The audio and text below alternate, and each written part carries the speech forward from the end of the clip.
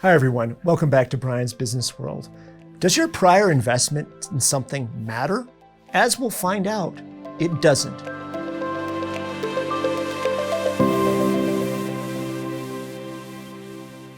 Hi everyone, and welcome back to Bryan's Business World. We're continuing with our series, When to Call It Quits, Part 3. And the focus of today's segment will be investment. Specifically, the kind of investment you have previously made in any activity, project, or business. For our discussion, investment can mean time, effort, money, or opportunity cost, or all of the above. For many people, the amount of investment they have in something is a hugely important factor in whether or not they should quit. Now, as we'll see, the amount of prior investment you have in something may not really be that great or that important of a criteria in whether you were going to quit or not. And before we dive in much more detail here, I do want to clarify something important. What do I mean by opportunity cost? So opportunity cost, very simply, is what you pay by deciding to pursue path X instead of path Y. For example, if you quit your established day job and pursue a startup, some of your investment in startup will be in the form of foregone paychecks from your old job. You may have other forms of investment in the startup, such as direct cash or your personal effort or time, but the opportunity cost in this situation will represent a significant investment.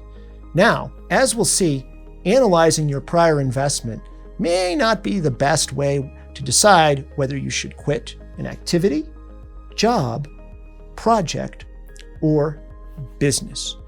Now, there is a really major concept regarding prior investment that we need to get our heads around. And I want to take a moment and talk about that and clarify that for you. The idea is hugely important for clear thinking on the area of quitting regarding prior investment. The concept is known as the fallacy of sunk costs. So what do I mean by the fallacy of sunk costs?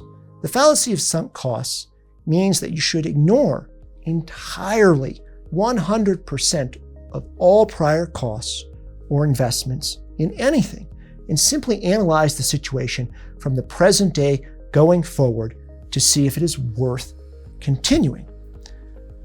Thus, according to the fallacy of sunk costs, your prior investment in anything means absolutely nothing, and you are only interested in the present situation and what might happen going forward. But let's dig a little deeper into this concept. I mean, aren't your prior efforts worth something?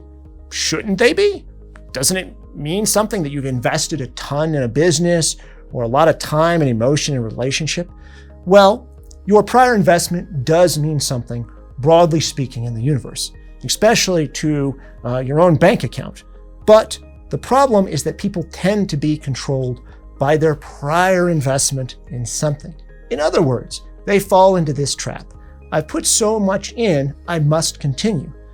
The major concern is that the must continue can end up meaning putting more and more money in and more time into something that may fail or be completely doomed. So it's okay to acknowledge and be attached to your prior investment in something, but you must strictly guard against giving it any influence on your thinking about the future. So is the fallacy of sunk costs correct in the end? Is it true? And logically speaking, yes, it's absolutely true.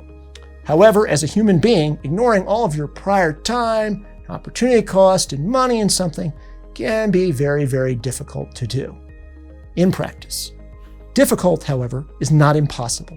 We need to practice thinking clearly and objectively, and the fallacy of sunk costs is one item in our mental toolbox that can be very helpful to you.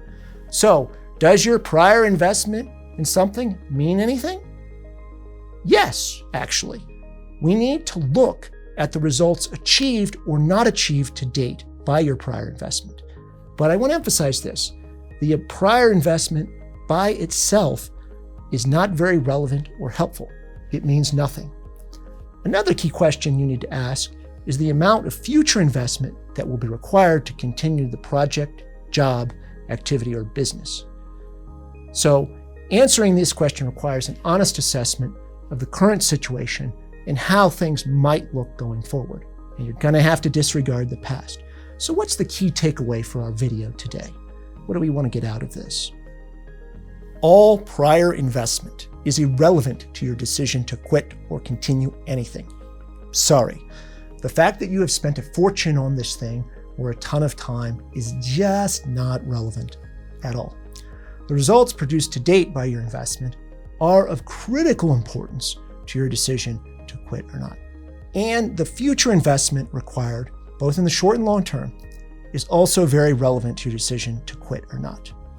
The results to date and the future results will be discussed in our next video. I really hope you've enjoyed this segment today, and I hope it's challenged you to think differently on how much weight you should assign investment when looking to quit or not. Thank you.